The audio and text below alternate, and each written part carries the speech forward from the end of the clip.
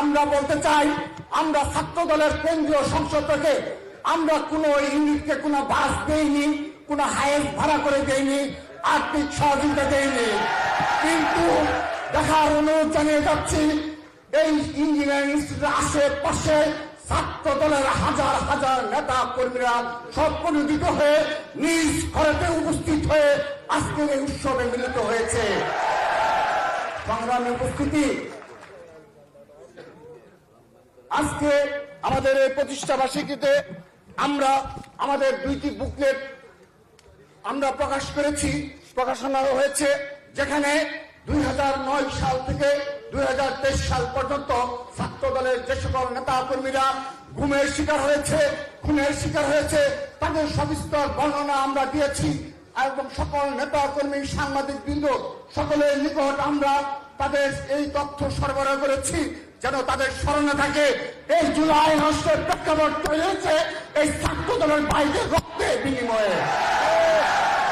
আমরা 2024 সালে ছাত্র দলের যে সকল ভাইদের হারিয়েছি, যারা ছাত্র দলের সাংগঠনিক অভিভাবক জনাব তারেক রহমানের নির্দেশে রাজপথে অকুতভয় চিত্তে লড়াই করার কারণে এই খুনি ফ্যাসিস্ট হাসিনার গুলিতে শাহাদাত বরণ করেছে, সেই 2024 সালের জুলাই আগস্ট গণঅভ্যুত্থানে ছাত্র দলের বীর শহীদদের তালিকা আমরা বুকলেট আকারে প্রকাশ করেছি।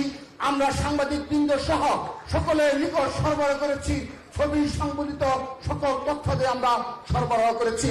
আজকের এই অনুষ্ঠান থেকে আবারও আমাদের এই বীর শহীদদের, যাদের রক্তের বিনিময়ে জুলাই আগস্টের প্রেক্ষাপট তৈরি হয়েছে এবং আমরা সেই খুনি হাসিনাকে পালিয়ে যেতে বাধ্য করতে পেরেছি, তাদেরকে আবারও শ্রদ্ধা অবসরণ করছি, তাদের আত্মার মাগফিরাত কামনা করছি। আমি আর বক্তব্য দীর্ঘ করব না, আমি শুধুমাত্র একটি কথা বলতে চাই, আমাদের এই প্রতিষ্ঠাবার্ষিকীর কিছু অঙ্গীকার রয়েছে। বিগত 15.5 বছর আমরা যেভাবে গুম খুনের শিকার হয়েছি, মামলা হামলার শিকার হয়েছি, আমরা ক্যাম্পাসে স্বাভাবিক জীবন যাপন করতে পারিনি। ছাত্র দলের একজন নেতা কর্মীকেও বাংলাদেশের কোন শিক্ষা প্রতিষ্ঠানে হলগুলোতে অবস্থান করতে দেওয়া হয়নি। সেই বাস্তবতায়ও ছাত্রদল বুক চিতিয়ে প্রকাশ্য রাজনীতিতে বাংলাদেশের সকল ক্যাম্পাসে রাজনীতি তাদের প্রকাশ্য চালু রাখতে পেরেছিল। বাংলাদেশের প্রতিটি জেলা, মহানগরে, উপজেলার প্রকাশ্য কর্মসূচি ঘোষণা করে প্রকাশ্য রাজনীতি চালু রাখতে পেরেছিল। সংগ্রামী উপস্থিতি, আমরা ছাত্র দলের প্রতিজ্ঞা হলো, আমরা একটি নতুন ধারার ছাত্র রাজনীতি উপহার দিয়ে যাচ্ছি।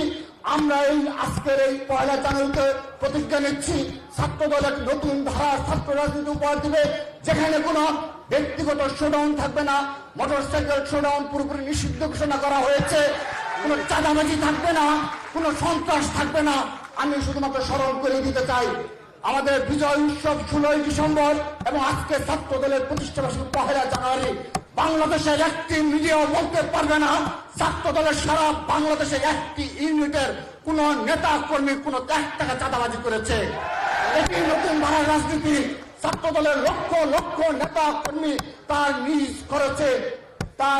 খরচে জীবন যাপন করে এবং সংগঠনের প্রতি শতভাগ কমিটমেন্ট নিয়ে তারা ছাত্র রাজনীতিতে রয়েছে।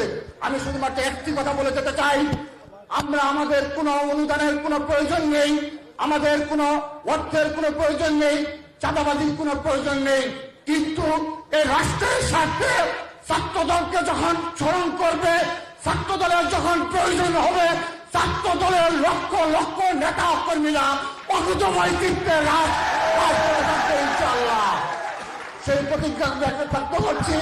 এই 1 জানুয়ারিতে আবারও প্রতিজ্ঞা ব্যক্ত করছি, এই রাষ্ট্রের প্রয়োজনে এই ছাত্র দলের হাজার হাজার নেতা কর্মী নয়, লক্ষ লক্ষ নেতা কর্মী নিয়ে আমরা রাজধানীতে অবস্থান করবো ইনশাআল্লাহ। আমি আমার সর্বশেষ একটি কথা বলে আমি বক্তব্য শেষ করে দিচ্ছি। আমি শুধুমাত্র সাধারণ শিক্ষার্থীদের উদ্দেশ্যে একটি প্রশ্ন রেখে দিতে চাই, যদি আবু সাঈদ এবং আমাদের শহীদ ওয়াসিম হত্যার আগের দিনে যদি এই খুনি হাসিনা যদি আজকের এই কোটা সংস্কার আন্দোলন তিনি মেনে নিতেন, তাহলে আজকে আমাদের এই ছাত্র দলের লক্ষ লক্ষ নেতা কর্মীদের জীবনের কি ধরনের দুর্বিষহ জীবন অপেক্ষা করছিল সেগুলো আপনারা বিবেচনা করবেন। অপরপক্ষে যদি কোটা সংস্কার আন্দোলনে খুনি হাসিনা মেনে নিত, অনেক শিক্ষার্থী রয়েছে, অনেক আজকে বৈষম্য বিরোধী ছাত্র আন্দোলনের অনেক নেতৃত্ব রয়েছে, যারা থ্যাংক ইউ পিএম বলে এই ঢাকা বিশ্ববিদ্যালয়ের ক্যাম্পাসে তারা মিছিল করতো। আমরা ছাত্র দলের সেই দিনগুলোর কথা স্মরণে রেখে আগামী বাংলাদেশ বিনির্মাণের এবং বক্তব্যে আপনারা সতর্ক হবেন সেই প্রত্যাশা রেখে এবং নতুন ধারা ছাত্র রাজনীতি উপহার দেওয়ার কল্পে ছাত্রদল সর্বোচ্চ ভূমিকা পালন করবে ক্যাম্পাসগুলোতে, সেই আশাবাদ ব্যক্ত করে আবারও দেখা হবে রাজপথে, সেই প্রত্যাশা থেকে বিদায় নিচ্ছি। বাংলাদেশ জিন্দাবাদ, বাংলাদেশ জাতীয়তাবাদী ছাত্রদল জিন্দাবাদ। শহীদ রাষ্ট্রপতি অমর হোক, মা মাটি ও মানুষের নেত্রী দেশ নেত্রী বেগম খালেদা জিন্দাবাদ। আমাদের অহংকার, ছাত্র দলের অহংকার, ছাত্র দলের সাংগঠনিক অভিভাবক জনাব তারেক রহমান জিন্দাবাদ জিন্দাবাদ। সবাইকে ধন্যবাদ। আসসালামু আলাইকুম।